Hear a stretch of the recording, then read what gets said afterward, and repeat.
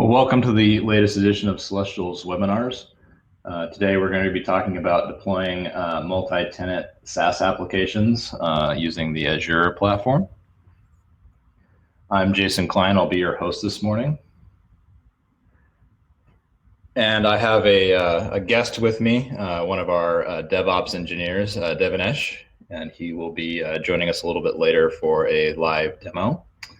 And but first, I want to talk a little bit about Celestial and our core offerings and how we got to the point of offering DevOps services. So for the last number of years, Celestial has been building our core competencies around front-end engineering, and then of course back-end engineering and QA and test. So we've been able to basically build the entire application for you from the back end and the database and APIs, and then using the latest and greatest front-end technologies such as React or Flutter, we can build an entire application for you. And then with our test automation team, we can test both the front end and the back end of that app. But then the question was, how do you manage that app once it's built, or how do you manage the deployment of that app as you're building it? So there's a number of services that come along that require that are required to facilitate the development and then management of that application once it's live. And that's now it's been called many things over the years, but the latest term for that is called DevOps, or developer operations, where we're attempting to more tightly integrate the ops side of the business with the development side of the business. Most organizations have moved to this model where we have broken down the silos between kind of the traditional IT department that owns all the servers and the infrastructure, and the engineering teams that actually build all the applications. And so in-house, we've needed to build out these services because oftentimes the customers that we were working for didn't have the deployment capabilities already baked into their teams, or those teams were off busy doing other things. And so we needed to bring our own DevOps engineers. And so over the last, in parallel, as we were building this business around front-end and back-end development, we've slowly been building up our core competencies around DevOps. This includes things like continuous integration, continuous deployment, all the way up to security and infrastructure. So and of course, when you have, and very few people actually rack their own servers anymore and build out their own data centers. So the vast majority of the work we've been doing has been on the major cloud infrastructure providers such as Amazon Web Services, the Google Cloud, and of course Azure, which we'll be spending a little bit more time with today. So like I said, we've been building up our core team in-house, using it as part of the support infrastructure for either our apps that we've been developing ourselves, or for the customer apps we've been developing. And now we're going to start selling this as a standalone service. And we've already built a number of projects, whereas we've had hundreds of projects over the last several years with dozens of customers. We've had, on our front end side, we've had a number of key but interesting customers on the DevOps side, and we'll be talking about one of them today. So why would you want to use DevOps as a service? The demand for software development is growing. I'm not sure if it's exponential, but it certainly feels like it. Every day there's needs for new apps. No longer are we in a world where we can just buy software off the shelf. Almost everything needs to be customized for the business. And so even if you do have an in-house DevOps competency, it's really hard to keep up with the demand. Being able to hire enough resources, engineers, operations people to be able to meet the growing demands of your organization. The skill set is widely varied, so you need to know quite a large set of different technologies to be able to effectively manage a DevOps platform. and to spin off teams to support your engineering. And so there's quite a bit that goes into it. And then the question of can you, in the case of can you hire in enough people to be able to meet that demand is always the challenge. So just to back up for a second, I'm Jason Klein. I'm the CTO of Celestial Systems. I've been mostly working on front-end and back-end technologies, and I dabble a bit in DevOps. But I've been leading up our front-end teams and now our DevOps teams as we've grown Celestial Systems over the last number of years. And as I mentioned before, I have joining me today Devanesh, who's our senior-most DevOps engineer, who's leading up the DevOps team and has been working in the industry for a number of years, and he's designed and built the infrastructure that I'm going to be talking about in just a minute.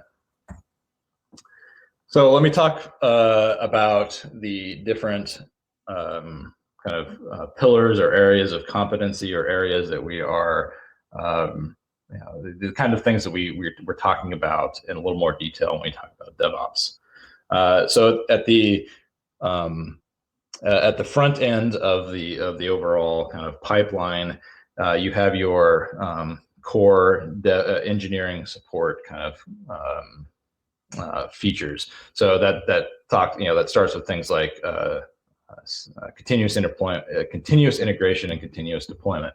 So when you're writing your software and you're checking it into your source control system, let's say GitHub, it needs to go somewhere. It can't just sit in your repository anymore. And traditionally, that might have been, you might have had a QA team or an ops team that would manually pick up the code and like build it and then put it onto a server somewhere. But almost, most organizations have moved to a more continuous deployment model and reaped many benefits from doing that, because as soon as a developer checks in some source code, your CI/CD pipeline will pick up that source code out of source control. It'll build it.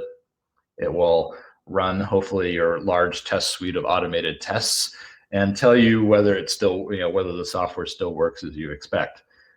That can happen in a matter of minutes in most cases, instead of waiting days or weeks in the old days when you had to have actual humans building out that, doing that testing and doing that building and deploying.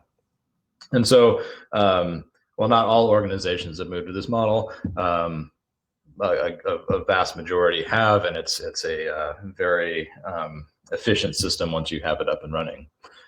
You can then, once you have a single deployment environment set up and running, you can easily move to multiple environments. So you can have your dev environment that the developers can work and validate and do system integration testing with. You can have an isolated QA environment, so the QA can be working on either automating or doing manual testing of a specific version of the software. Then you can have a staging environment where your stakeholders or your early access customers maybe have access to kind of a pre-production environment. And of course, you have your more locked down production environment. And moving code from one environment to another can be completely automated. The automation removes the possibility for error. It ensures that you know exactly what version of your software is running, down to the commit level. In GitHub, you can keep track of the exact commit that's running in staging, that's running in QA, and that's running in production, and you can move back and forth between different versions in an automated fashion. This is a really powerful system. If you're not using it, definitely come talk to us, because we have quite a bit of experience setting up these CI/CD pipelines. And then the next kind of evolution beyond traditional stages of environment, QA, staging, production, you can actually have individual deployment environments to test out particular features. So if you're working on a new release or a new set of features, you can create a feature branch in GitHub, and then the CI/CD pipeline can automatically pick that up and deploy a copy of it for you, and automatically provision all the resources needed to host that environment, and kind of so you can actually grow and shrink your environments dynamically based on the needs of your business. There are a number of ways to set that up. And then, of course, once you have all these environments, then you need a management dashboard.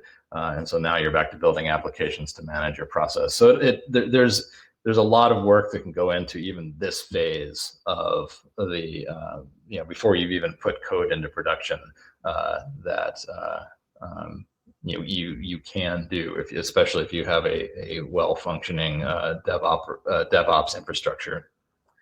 And so then that leads into kind of the core infrastructure part of operations. So this is what you might think of as your traditional IT department. So you want to make sure that you have disaster recovery planning, logging and monitoring, knowing what you have running where, how many servers you have. All of that needs to be tracked and kept track of, because as we'll talk about at the last column there, cost does come into a factor, and you can very quickly, and you can run up some very shocking AWS bills if you're not careful. And so that's the kind of the infrastructure and provisioning piece. There's a lot that goes into it, but I'll keep it brief. The next is containerization. So if you're familiar with the trend of Docker and now the newer services like Kubernetes, the latest trend, and there's a number of benefits to this trend, is to take all of the pieces of your application and put them inside of containers, and then allowing a service to then manage those containers.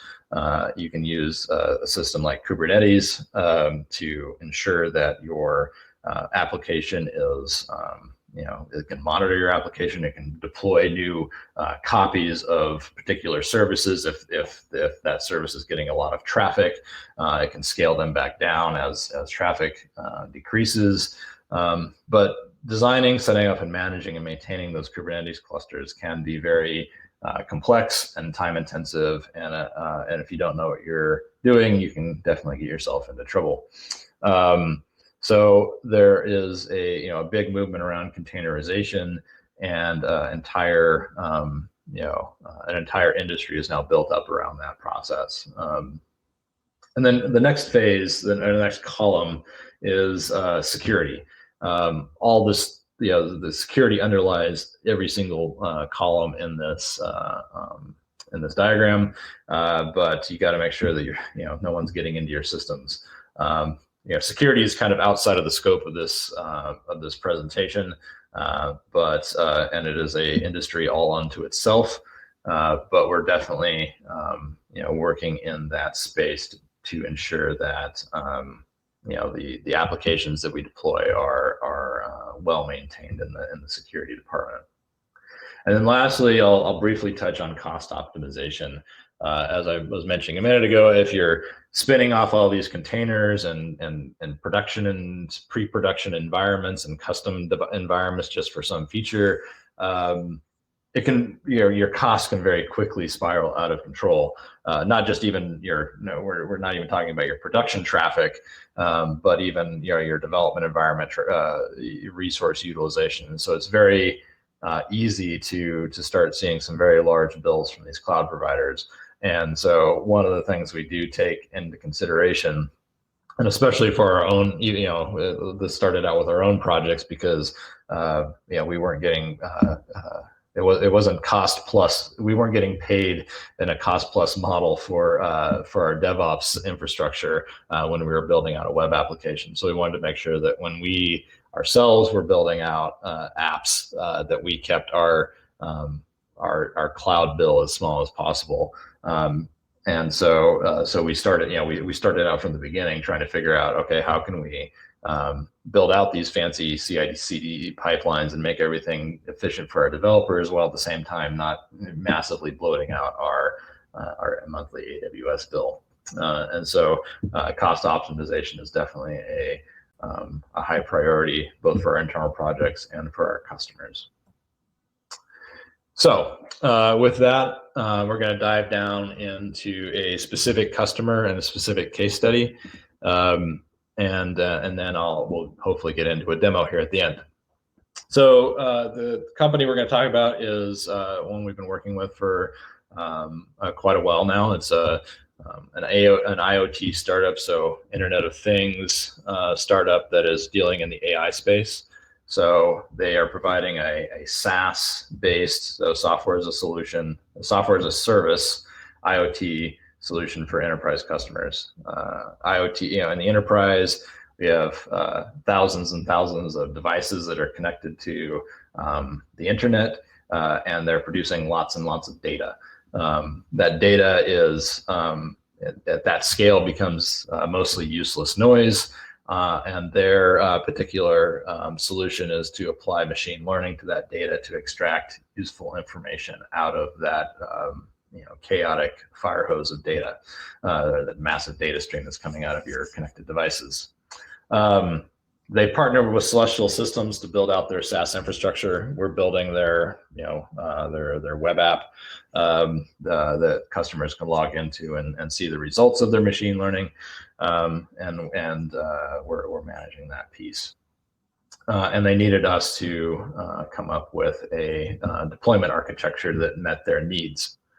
So, as you can imagine, because a traditional SaaS environment where everybody's data is kind of all in one giant database, all your different customers are kind of commingled, that wouldn't work too well for a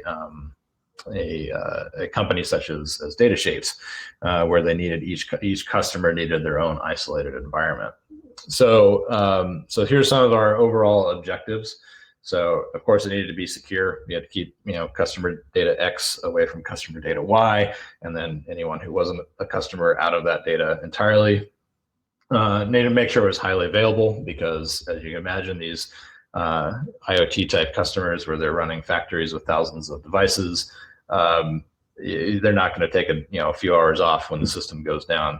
So loss in data logging and loss in availability to understand that data is kind of a 24/7 thing, to put it mildly. Of course, it's got to scale.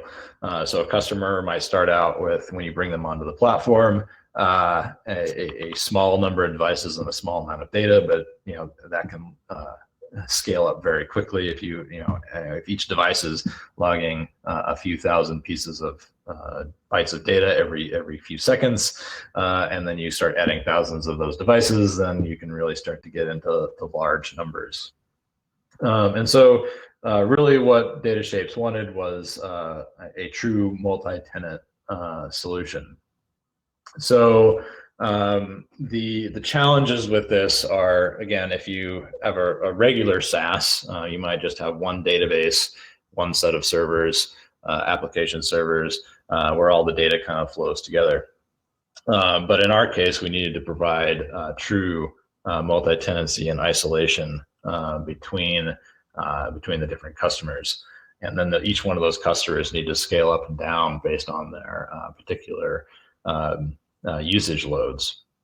And so, and then of course, if we have all this separate infrastructure, then how do you manage that? How does DataShapes manage all of that disparate infrastructure? So the overall architecture that we came up with, if I haven't mentioned it before, DataShapes chose Azure as their cloud deployment partner. And so we've built this entire system using Azure's versions of all the cloud things. So at the top of the diagram, we have the client apps and the client devices hitting an Azure load balancer. That load balancer then distributes the traffic into the Azure's Kubernetes service. We use Nginx as ingress, so that any traffic coming in to the front end can get load balanced there as well. And then of course we have our different pods for the front end web app, and then the various backend services that then can auto scale. And then of course, because it's Kubernetes, you have to have access to a management cluster. And so we use Active Directory to authenticate our DevOps users into this environment. And then we have a number of other services that we use to support their specific deployment needs. So Postgres for the backend database, and a number of other AWS services. So how do we manage multi-tenancy? So really, what we want to do is have multiple sets of sub clusters, essentially, inside of our overall Kubernetes cluster. And so the benefits are that we can have distinct pools of resources that can then be scaled up and down on a per customer basis. And we also have all the way down to every time we scale up and set up a new customer, we provision a new database, and then that database is then completely isolated from all the other databases. And that is the kind of the core process. So if imagine every time we bring a new customer onto the platform, we're setting up an entirely new environment. And if you had to do that manually, that would be incredibly cost prohibitive. But with Kubernetes and the code we've written, we can do that all automatically. So then the next piece is scaling. Kubernetes has one of the super powerful things about Kubernetes is it does have kind of built into the infrastructure the ability to automatically scale how many different copies of every container you're running. And so we use Kubernetes kind of clustering capability to be able to rapidly scale up and down the containers. High availability. So the pod, Kubernetes also has that capability to kind of monitor the health of every pod, and if the pod is going down, it can scale, spin up new pods or restart the services inside of those pods. So we've kind of configured things so that basically it's really hard to kill the thing by respawning new pieces as the old pieces die or become unhealthy. Security, we've really tried to lock down the system so there's only a single point of entry. Of course, we're using SSH keys to authenticate into the core environment, and then using Azure's Active Directory and the role-based administration system that's built into that's part of Kubernetes to make the whole thing work. So getting down to the automation part. So again, it's takes quite a bit to even set up Kubernetes to be able to run this sort of environment once. We didn't want to have to do that every single time we added a new customer, and so we've built a set of essentially a set of scripts. The insert joke about replacing you with a shell script. The DevOps team, basically built a shell script that can then automate the provisioning of one of these brand new environments. And from that, we put a web front end as part of our web front end. We built a set of screens where a super admin who's coming in provisioning a new organization, whether that's a real production environment or a demo environment, can come in with a few clicks and be able to provision a whole new customer Kubernetes environment. And then should things go wrong with that customer, you can of course always deprovision them from the same dashboard. And so it's kind of making it self-service so that you don't have to call up your DevOps team every single time you want to add a new customer.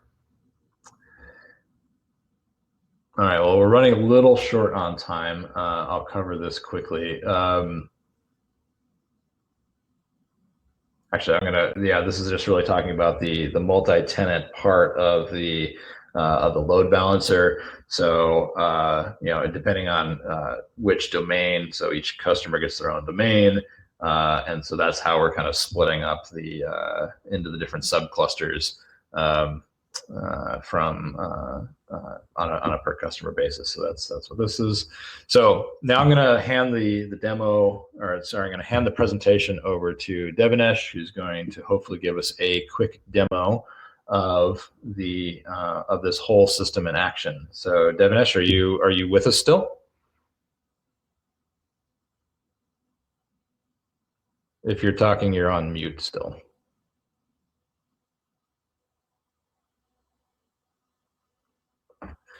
Hello everyone, I am going to walk you through a quick demo that shows up the onboarding of a new tenant to our SaaS application.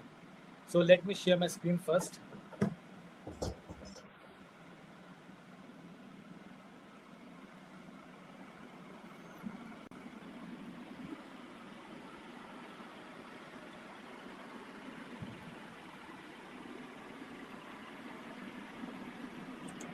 I can see your screen, Dev.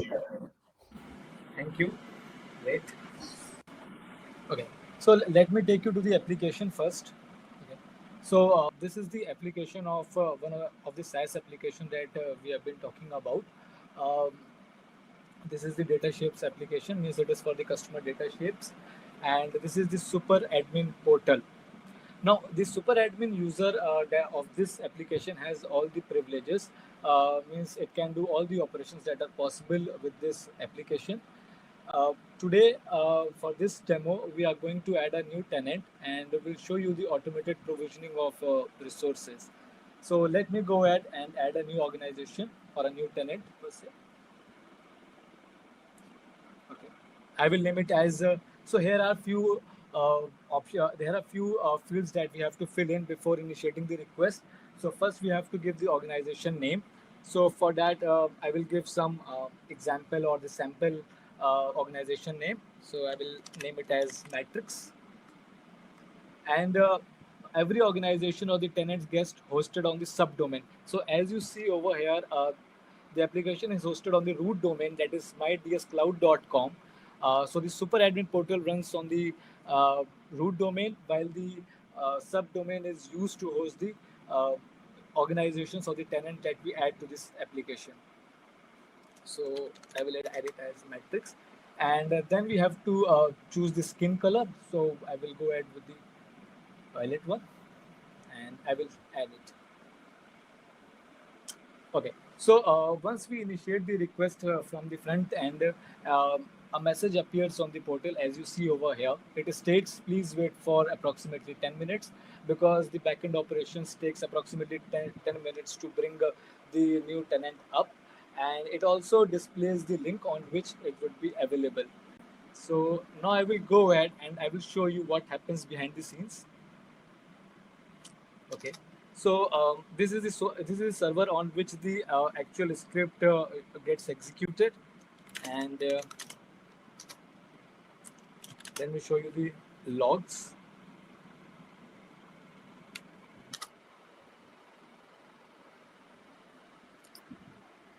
So as you see from the front end portal, we gave the matrix as the new tenant to be added, and the script has accepted all the details and it has processed it further. And what it does, we have created the functions for each of the operations that it handles at the backend. So first it sets up the workspace, then it goes and prepares the ingress files and updates the routing rules because a new tenant has to be added to the pre-existing table. So it updates the records accordingly. Then it cooks or bakes the front end and the backend code. It creates the Docker image out of it and it sends it to the private registry. Docker private registry. And further, the Kubernetes pods uses the same images to bring the pods up for this particular organization. So as it is in process, I will show you the full logs of the organization that we have already added so that I can show you the full transcript. So here we go. I will take this one.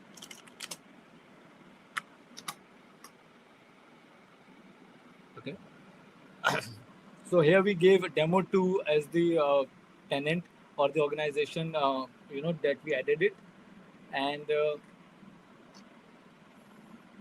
you see it will. I will walk you through all the steps that it takes. Okay, and in the end, if everything goes well, you would be able to see the message something like this: success, all resources have been provisioned successfully. So I will name few of the operations that it does, like as I have explained earlier, that it makes the front end code, it makes the back end code, it updates the ingress rules, it creates the database that we have shown in the architecture earlier. So everything happens and gets recorded in this file. And in the interest of the time, I will show you. I will log in into one of the existing organizations because it takes approximately 10 minutes. So I will straight away go and log in one of the organizations that was already added. So this is the login page of the organization. This is the portal of the organization or the tenant that we added before. And as you see, this tenant has the capability to add a user and to do the operations that have been decided for this particular application. Yeah. So this is the demo. That's it from my end. Over to you, Jason. Yeah, so just to summarize, for data shapes, we've built a highly available, scalable managed Kubernetes service. We're using Azure to Azure Active Directory to authenticate into that cluster. And then most importantly, we've built an automated provisioning system for those Kubernetes clusters and then made that accessible directly to the SaaS application, so that a salesperson from Data Shapes can fully onboard a customer without needing to call up the DevOps team to get them up and running. And so that provides a very powerful and efficient environment to bring on new customers. I'd also like to point out that to bring it back to the start of the conversation, that it's incredibly convenient for our app developers inside of Celestial to have a consistent environment to be able to automatically deploy our software and to not really think about it. So when we write code and commit it, on our laptop, on our development environments, and commit it into GitHub, we don't really have to think about how it gets to the development server. And even if we open a pull request on a particular GitHub repository that we're building an app on, the system, most of our automated systems will create a branch specific deployment environment and update our. So as you're committing into the pull request, you can actually automatically see and have a branch.dev.project name kind of URL to log into, and so you can share that with either the UI team or the customer to say, okay, here's the new thing we're working on. It's not part of the development branch just yet, but it's easy to get to collaborate and share and see exactly what we're working on. And so it's an incredibly efficient environment to work in. If you haven't had the privilege of doing so, I definitely recommend trying to get one set up for yourselves as developers. It is incredibly empowering. So I'll leave it with that. Let me check the. I'll stop. Let me check to see if there's any questions in the chat. I don't think I see any. So, yes, I'm starting to get some questions here. All right. Let me move on to the thank you slide just to get to there. All right. So, yeah, so timeframes of how long does this stuff typically take? To set up things as, simple things like CI/CD pipelines, that could be done in a matter of if not days, weeks, with a small team. depending on the complexity of your application. If we're starting from scratch, it's usually a matter of hours because we have those deployment templates for brand new application stacks. We can, when we start up a new project for one of our customers and it's a greenfield project, we kind of have a push button way of doing that. So for us, now that we've taken the time and energy to set up that infrastructure, it's almost point and click. But for the larger, more complex applications, if you have an existing application that is maybe built and deployed in a more traditional way, it can take possibly a couple of months to break down that application, containerize it, and figure out how to redeploy it. So it varies a lot depending on where your the size and complexity of your application, but it is a fairly manageable thing. And one of our service offerings that we're now putting as part of DevOps is a kind of an evaluation package where we can come in, look at your operating, the way you're currently operating, and provide you with a roadmap to build out to get you where you want to go. And so that's one of the services we offer, and that'll for a very low cost will give you a pretty precise idea of how much time it'll actually take to build out the full thing. Let's see. So some other questions.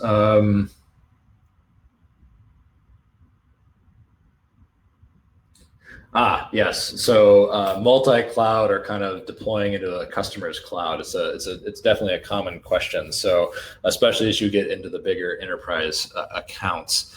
So you've built a SaaS app, and maybe you've managed to get it running inside of your cloud, your own inside of your own environment. But if you haven't fully containerized it, if you can't, kind of basically zip up to oversimplify it, if you can't zip up your Kubernetes cluster and deploy it on a different cloud, or maybe you're using like a cloud-specific version of a service, particularly let's say you're using AWS Simple Queue service, and then how do you move that over to Azure? Those questions are all very, very specific to the customer. But I think in general, it is a challenging problem, made somewhat easier by using a system like Kubernetes, where there are standardized ways of deploying containers into managed clusters, and so it is possible. It's not rocket science, but it's also not something you can just go look up a tutorial on and do easily. But it is something we are managing with our with some of our larger, or some of our customers that are trying to deploy into larger clients. It's definitely something you should plan for. Sorry, I couldn't answer your question much more specifically than that. But if you want to strike up a conversation, I'd be happy. Please reach out. I'd be happy to talk to you in a little bit more detail. Let's see. Different versioning too. So right. So if you're, because you can deploy. Let's say you think of if you're using something like Kubernetes, you can think of your cluster as a version of your software. So you could say every single container has a very specific version of the software for the particular service that it offers, and then all that can get bundled up together in one kind of one version. That can then, because each container is versioned, you can then deploy a specific version to a specific customer. In the case of data shapes, I don't think that they've quite run into that yet, because they are trying to treat this as a SaaS solution. So they would be upgrading their clusters all at the same time. Now, if you're in that previous situation where you're deploying your cluster off to some other, to your customer's AWS account, or your customer's Google Cloud or whatnot, or maybe their VMware cloud or something, then they'll probably be on a different version, and they might want patches, and so that does get very complicated very quickly. So yeah, it's definitely a challenge we'd like to look at and could possibly help you with. Yeah, definitely study. Kubernetes is not for the. It is turned into quite the beast, and that's why, like when I was talking at the beginning of the presentation about needing a large skill, a wide variety of skills, and you have to actually be fairly deep on each one of those skills. So it's not the I'll have a full stack developer, solo developer that can do everything from React and CSS and UI design all the way down to managing an enterprise grade Kubernetes cluster. It's the range of skill sets is getting quite wide now. So absolutely, but definitely studying up on Kubernetes is a good idea. I think, did I miss any other questions out of the? I think that's all the questions. Hopefully I didn't miss anything. Let me scroll back up through the list. All right, well, I think I will wrap it up here. If there's any question, anyone else thinks of any other ideas, any other questions you want to run by us, please reach out. We have a number of friendly sales people that will be happy to talk with you and get you in touch with myself or a number of our other technical people that we have as part of Celestial that would be happy to talk with you about the exact specifics of your problem. Please give us a ring or an email or a text or whatever communication channel you prefer to use in this modern day and age. All right, well, with that, I will wrap up this webinar and I'll see if I can figure out how to click the off button.